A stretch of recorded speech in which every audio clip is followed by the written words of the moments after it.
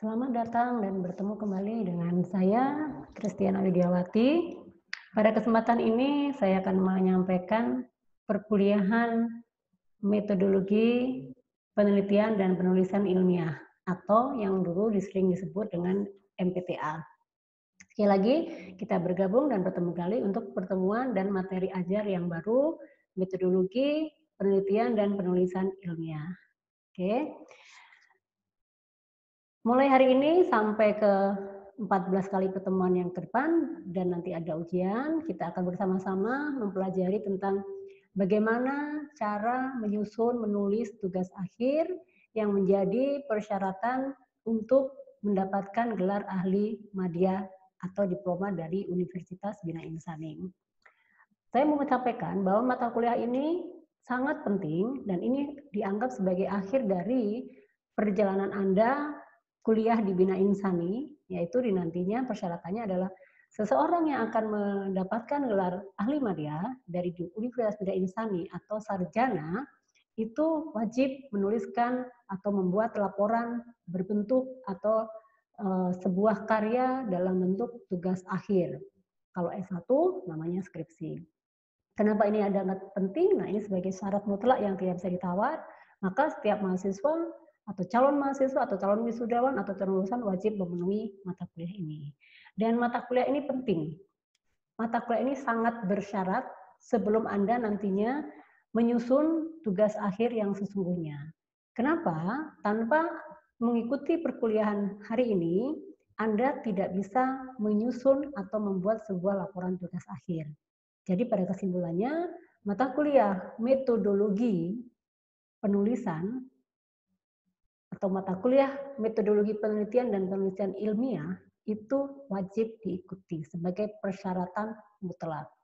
Nah, kepada para peserta perkuliahan, kita akan bersama-sama, dan ini karena menjadi mata kuliah wajib, saya memohon perhatian dan kerjasamanya, karena ini perlu konsentrasi, perlu fokus. Anda diminta untuk bisa mengikuti dengan serius. Karena sifatnya perkuliahan ini akan praktek. Kita akan praktek dari pembuatan proposal, mulai dari bab 1, bab 2, bab 3. Dan itu perlu fokus gitu ya. Jadi mohon perhatiannya supaya Anda tidak kecewa, Anda tidak menyesal karena materi ini saling berkaitan. Oke, baik. Mengawali perkuliahan hari ini, saya akan menyampaikan pendahuluan. Ya, pendahuluan biasanya disampaikan dengan memaparkan sebuah RPS, rencana pembelajaran semester. Sebentar, saya tampilkan dulu. Sebentar ya, saya tampilkan dulu. Nah, ini mata kuliah ini ya, kita memiliki rencana pembelajaran semester yang disebut RPS. Nah, mata kuliah ini sekali lagi ya, metodologi penelitian dan penulisan ilmiah, dulu namanya MPTA. Nah, ini adalah untuk Fakultas Bisnis ya. Kontrak saya dengan Anda itu adalah 16 kali pertemuan. 16 kali pertemuan dan itu diawali dengan pendahuluan ya, ini kita sampaikan, nanti saya akan upload dan Anda semuanya peserta perkuliahan ini bisa mendownload di e-kampus. Ini supaya kita tahu apa yang kita pelajari. Yang jelas ini sebagai rangkuman selama Anda belajar di Bina Insani itu akan dibimbing dalam membuat sebuah karya tulis. Dalam karya tulis itu apa? Seperti kompetensi yang Anda pilih di Bina Insani. Misalnya Anda memilih manajemen administrasi, berarti kompetensi Anda adalah manajemen administrasi. Kalau Anda memilih program studi sekretari atau administrasi perkantoran, berarti fokus kompetensi Anda atau topik yang akan Anda tulis nantinya sebagai laporan akhir atau tugas akhir adalah seputar sekretaris atau manajemen administrasi atau administrasi perkantoran. Nah, ini yang jelas pertama kita akan membahas hari ini tentang apa itu persyaratan nanti akan menjadi persyaratan untuk bisa mengikuti tugas itu seperti apa, wajibnya harus apa. Nah, kita akan membahas juga tentang konsep-konsep atau penelitian itu apa. Nah, berikutnya nanti di pertemuan berikutnya, ini 2 kali pertemuan ya, karena panjang sekali sampai outline. Nah, yang berikutnya adalah kita akan membahas mulai per bab. Kita akan bahas per bab, yaitu latar belakang pendahuluannya itu dalam TA itu kan ada latar belakang, ada pendahuluan ya, nanti akan dijelaskan bagaimana membuat sebuah latar belakang atau pendahuluan dan isinya apa saja, topik-topiknya, sub-sub pokok bahasanya apa saja, nanti kami akan jelaskan. Nah, selanjutnya, berikutnya kita akan belajar tentang ke teori, nanti akan bagaimana membuat landasan teori, ya itu di pertemuan selanjutnya. Tentu ada setiap pertemuan ada tugas karena itu nyambung. Nanti tugas 1 nyambung kedua, tugas 2 itu akan ini dan di akhir nanti di pertemuan ke-15 itu jadilah sebuah proposal. Nah, proposal itu nantinya akan diajukan untuk penulisan tugas akhir apakah layak, apakah disetujui oleh tim panitia atau tim dari dosen. Nah, itu akan diseleksi, makanya saya sampaikan dari awal, tolong fokus, tolong serius, karena ini benar-benar menentukan nasib atau masa depan Anda sendiri. Ya, pada saat Anda tidak bisa mengikuti dengan serius, nanti kedepannya ngulang, karena ngulang dari nol. Karena membuat proposal itu, membuat penelitian itu diawali dari penduluan, teorinya apa, kajiannya apa, di lapangan seperti apa itu ada pembimbingan, ada coachingnya, ya. Jadi mohon dimanfaatkan sebaik mungkin. Terlebih kita saat ini berada di situasi yang seperti ini yang mungkin secara offline kita juga agak susah bertemu, jadi manfaatkanlah waktu semaksimal mungkin, sebaik mungkin, supaya Anda bisa mendapatkan atau menyelesaikan perkuliahan ini dan bisa mengajukan proposal sebagai langkah awal menuliskan tugas akhir dengan baik dan benar. Ya, ini adalah kontrak-kontraknya. Di sini nanti setelah UTS ya, UTS itu kita akhiri sampai landasan teori, ya kan? Maaf. Sampai pertemuan ke-7 kita akan belajar dari bab 1, bab 2, karena itu setiap pembahasan akan lama. Dan ini, nah terus nanti masuk ke pertemuan 9 dan 10 itu kita sudah mulai ini, apa namanya, mulai ke bab 3. Kita sudah mulai membahas ke bab 3-nya, dan kita sudah masuk ke bagaimana cara meneliti. Bab 3 itu adalah metodologi, di lapangan harus seperti apa, terus jenis-jenis data yang kita ambil bentuknya seperti apa, dengan siapa kita harus melakukan wawancara atau mencari data, di bagian apa yang tepat, nah kira-kira seperti apa, nah itu akan dijelaskan di sini. Nah setelah itu, yang berikutnya membahas tentang bab 4. Bab 4 itu adalah analisis, yaitu adalah hasilnya di lapangan seperti apa, terus dicari permasalahan dan temuannya seperti apa, nah itu akan kita jelaskan. Nah, nanti di sini sudah mulai praktek menyusun bab 1, 2, dan 3. Nah, sampai akhirnya ini menjadi proposal resmi. Ya, ini adalah kontrak kita sepanjang semester ini. Jadi nanti teman-teman bisa cek di sana dan bisa upload. Bentar. Sekarang kita coba masuk ke materi kembali. Oke, sebentar ya. Masuk ke materi.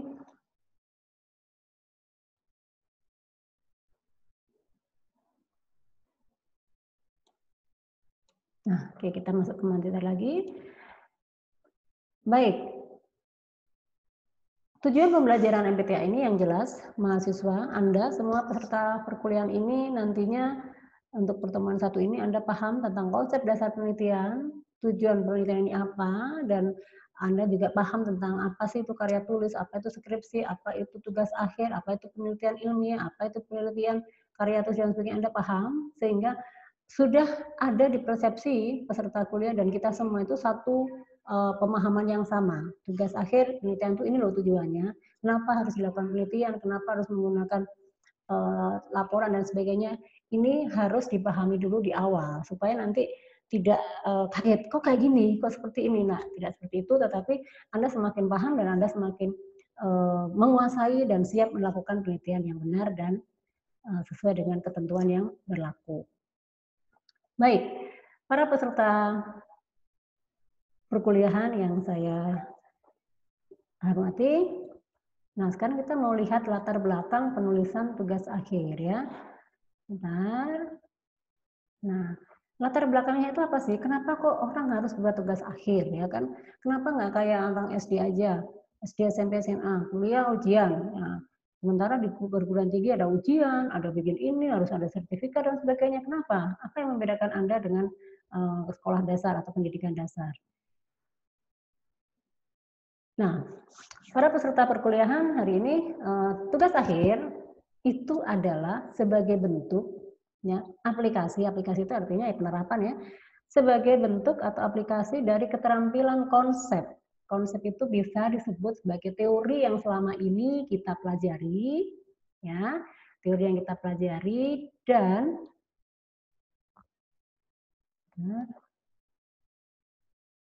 yang menjadi salah satu ragam keterampilan dalam kurikulum berbasis KKNI. Apa itu kurikulum berbasis KKNI? Adalah kurikulum kompetensi nasional Indonesia, ya kan? Jadi kompetensi. Jadi semua orang yang kuliah ya itu harus memiliki kompetensi yang spesifik.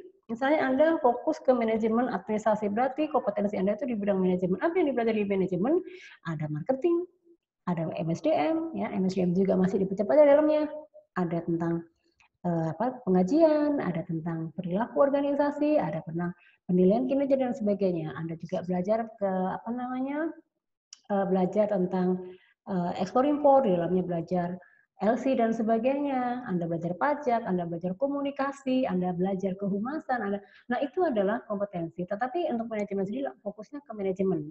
Nah, dan setiap orang pasti merasakan, pasti paham atau memiliki mana yang cocok dengan saya, mana kompetensi yang sesuai yang bisa kita kembangkan, diaplikasikan di dunia kerja. Nah, tapi sebelum ke dunia kerja, kita awali di penulisan tugas akhir. Itu bagi yang manajemen administrasi. Bagaimana yang sekretaris sama? Yang jurusan sekretaris, yang AP juga sama. Memiliki kompetensi apa kompetensinya? Bidang kesekretariatan, bidang kehumasan, lakukan IO, keterampilan berbahasa, keterampilan pembuatan surat dan sebagainya, itu adalah kompetensi di bidang kesekretarisan. Sehingga seseorang lulus dari akademi atau lulus dari vokasi, lulus dari universitas ini memiliki suatu keahlian, skill yang memang Anda kuasai berdasarkan teori, tapi Anda juga nyaman, Anda paham banget kalau dikerjakan seperti ini.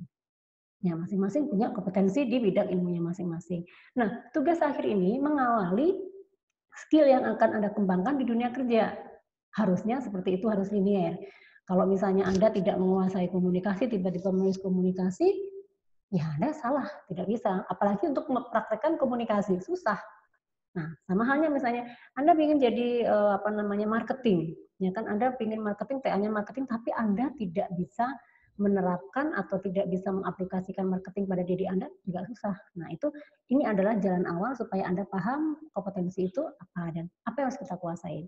Nah, tugas akhir sendiri merupakan media keilmuan sebagai alat ya, media keilmuan yang mampu mengungkapkan cara berpikir sistematis dan objektif mahasiswa. Cara berpikir sistematis yang tadi saya bilang, Anda ingin menuliskan atau ingin memiliki kompetensi di bidang marketing, tetapi Anda tidak menguasai ilmunya dan Anda tidak bisa mengaplikasikan. Gimana jadinya marketing? Satu, bisa mempengaruhi orang lain, bisa berkomunikasi dengan baik. Tuh.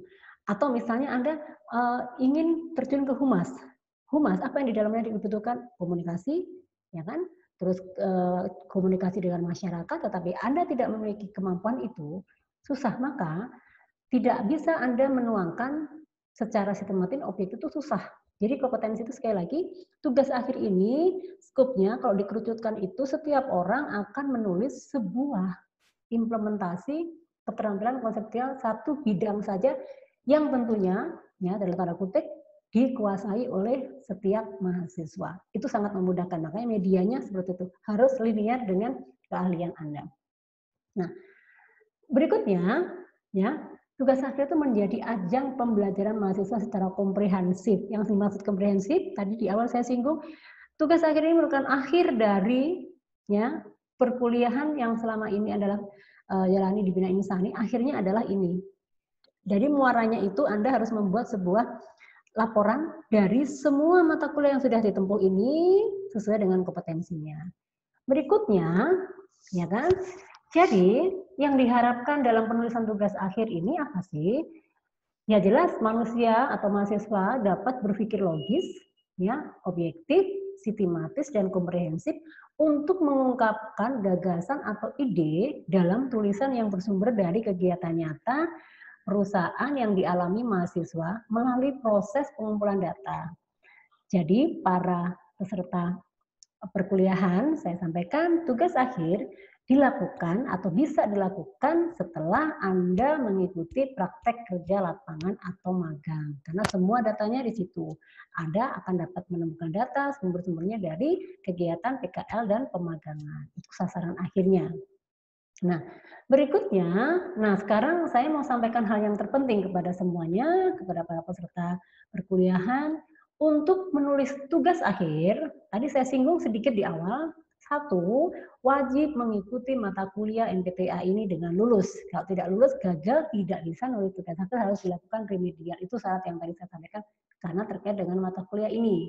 Artinya ini sangat wajib dan harus diikuti ya. Anda nilainya A semua, nah kan berarti 4 ya. Tapi tidak lulus MPTA, gagal. Anda tidak bisa meneruskan penulisan tugas akhir ini. Ya kan, Anda rajin kuliah, semuanya ini, tapi Anda tidak, karena kesibukan kerja, Anda tidak mengikuti mata kuliah ini, gagal. Dan harus dilakukan remedial, dan itu dilakukan nanti tahun berikutnya. Nah, itu. Yang berikutnya tentu sudah mengantongi, sudah menyelesaikan perkuliahan dengan minimal 100 SKS. Jadi kalau misalnya teman-teman ya yang dari semester 1, 2, 3 sampai sekarang ini rajin kuliah dan tidak pernah cuti dan itu berarti aman. Pertama aman dulu ya, aman. Tetapi dilihat bagaimana nilainya. Oke, kalau nilainya A semua ya pasti aman. Itu udah mulus saja ya.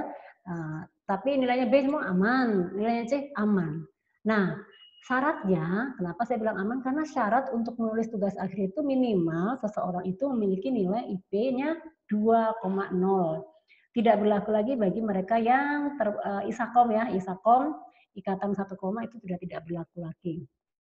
Kalaupun ada nilai D itu tanda kutip ya, boleh ada nilai D dengan catatan selama perkuliahan itu yang bersangkutan harus melakukan remedial untuk perbaikan nilai. Untuk perbaikan nilai sehingga terpenuhi. Nah, kalau yang E udah pasti tidak boleh. Berarti kalau di sini tidak ada D itu boleh dengan bersyarat, apalagi E berarti tidak diperbolehkan. Ya, sekali lagi dan terakhir, TA harus dilakukan dengan mencari data di perusahaan. Bagi yang sudah bekerja sangat menguntungkan karena itu bisa menerapkan atau mengimplementasikan apa yang dikerjakan. Yang terpenting sesuai dengan kompetensi jurusan Anda. Berikutnya, nah ini para peserta perkuliahan saya mau sampaikan, sebentar ya. Saya mau sampaikan beberapa prosedur bagaimana atau cara-cara atau tahapan atau prosedur yang harus dilalui, yang harus Anda ikuti untuk bisa menyelesaikan tugas akhir. Bentar, ini ada masalah sedikit.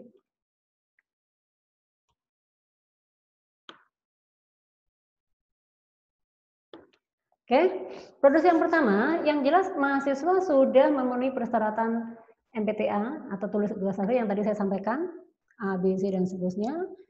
Yang jelas seperti biasa ada administrasi pembayaran biaya bimbingan TA ya yang dilakukan di bagian keuangan. Terus nanti dari hasil itu akan mendapatkan informasi dari kajur supaya Anda bisa mengikuti perkuliahan perkuliahan TA tugas akhir membimbingan.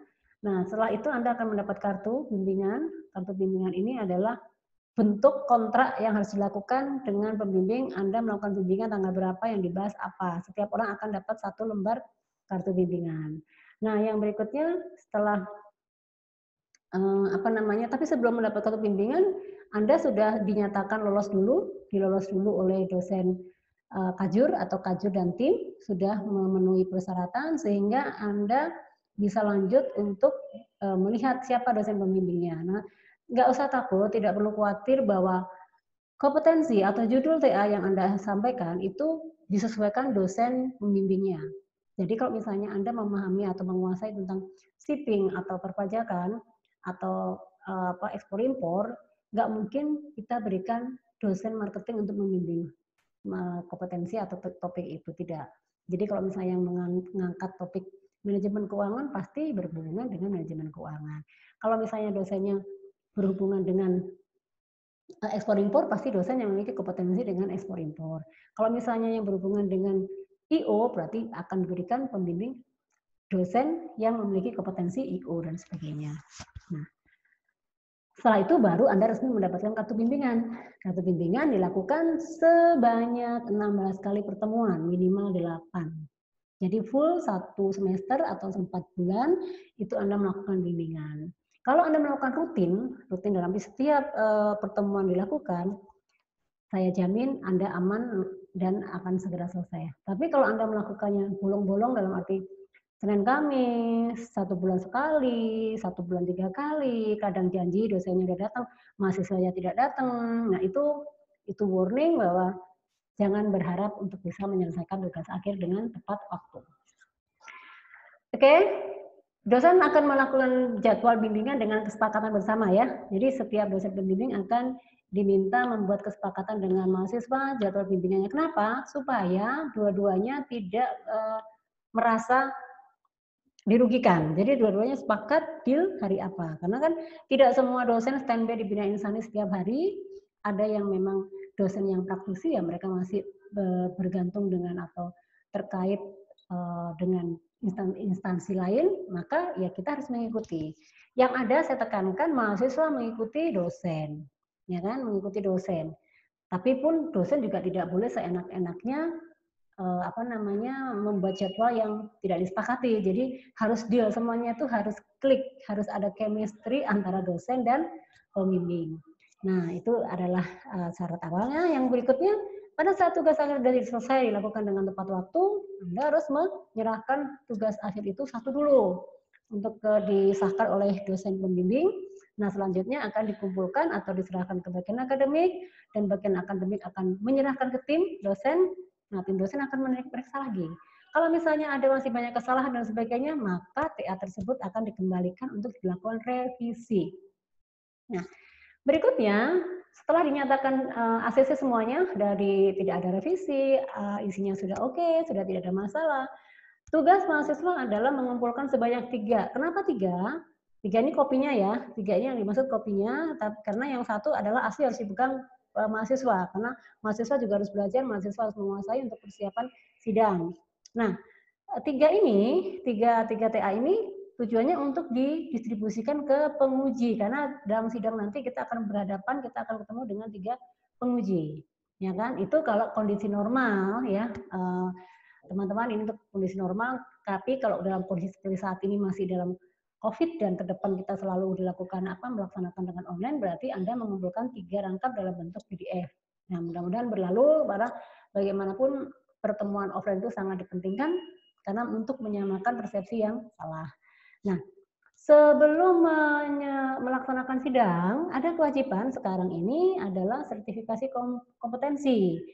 Jadi sekali lagi ada sertifikasi kompetensi yang nanti bisa dilaksanakan sebelum sidang biasanya. Tapi kalau misalnya ada perubahan ini bisa tentatif, bisa mundur setelah sidang. Nah itu wajib karena kita harus mengikuti kurikulum KKNI dan kita harus nantinya harus mendapat SKPI ya, sertifikat kompetensi pendamping ijazah, itu wajib ya, karena itu nanti akan memberikan nilai plus dalam mencari pekerjaan nantinya bagi yang belum bekerja. Tapi kalau yang sudah bekerja itu juga memberikan plus karena bisa untuk diajukan kenaikan status, karyawan tetap, kenaikan gaji, kenaikan jabatan dan sebagainya.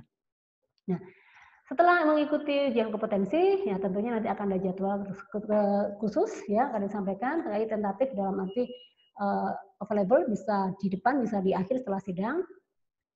Selanjutnya mahasiswa atau akan ada gelaran, akan ada pelaksanaan sidang tugas akhir sesuai dengan jadwal yang ditentukan, sesuai dengan itu. Akhir dari sebuah kegiatan sidang diakhiri, ditutup dengan yudisium, di mana yudisium itu akan menyatakan A, B, C ya lulus apa tidak. Ya, mahasiswa akan dinyatakan lulus dengan catatan.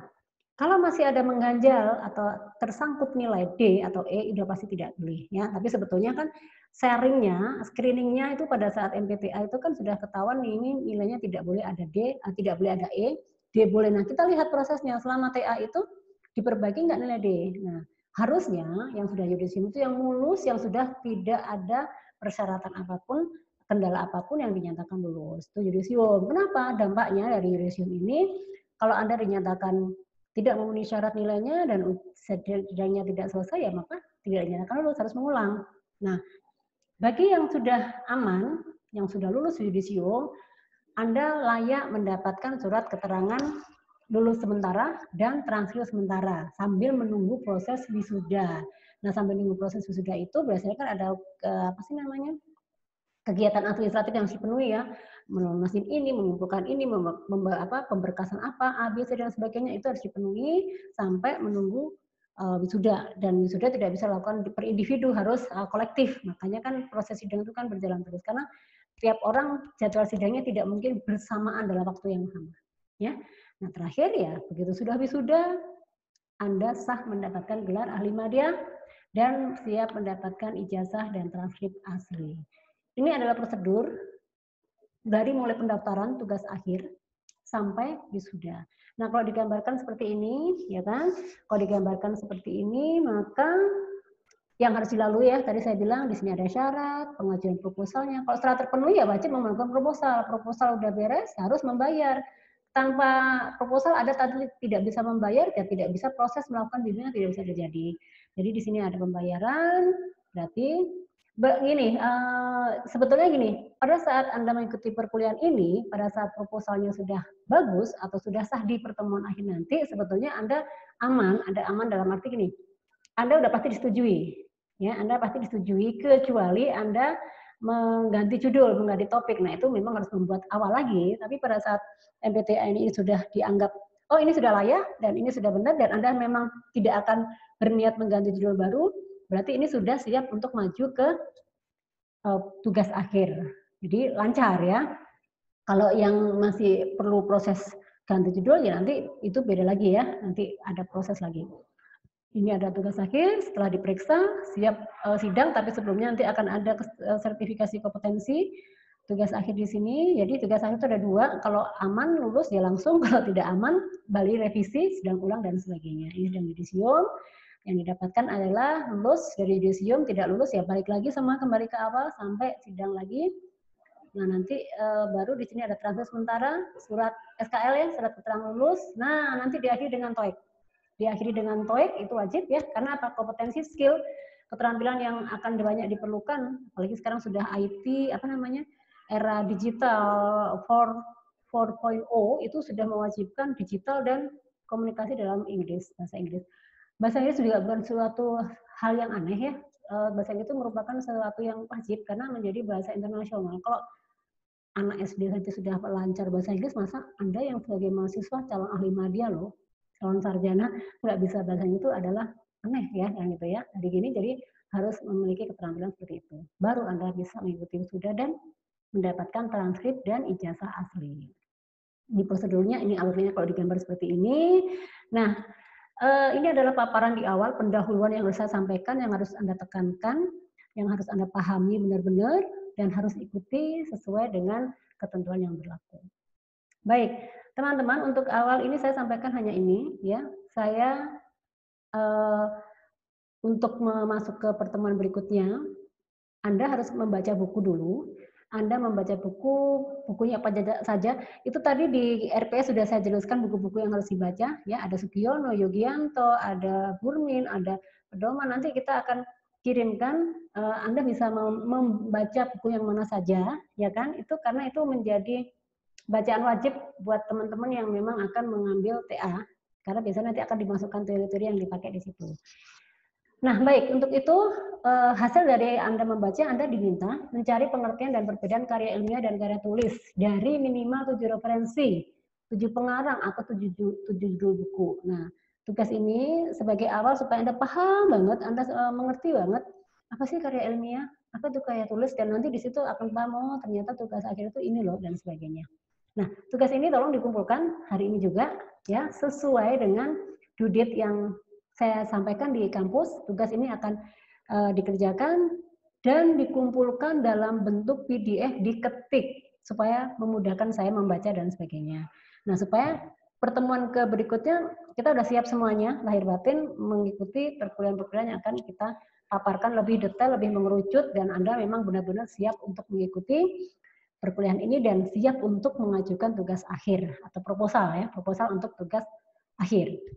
Akhir kata saya mengucapkan terima kasih atas perhatiannya dan semoga pertemuan ini atau materi ini memberikan manfaat yang besar dan mempersiapkan diri Anda benar-benar akan serius dan mempersiapkan untuk mengikuti perkuliahan untuk penyusunan proposal tugas akhir. Sekali lagi saya ucapkan terima kasih atas perhatiannya. Kita bertemu kembali di pertemuan berikutnya yang lebih mendalam, yang lebih detail, dan semoga semuanya bermanfaat.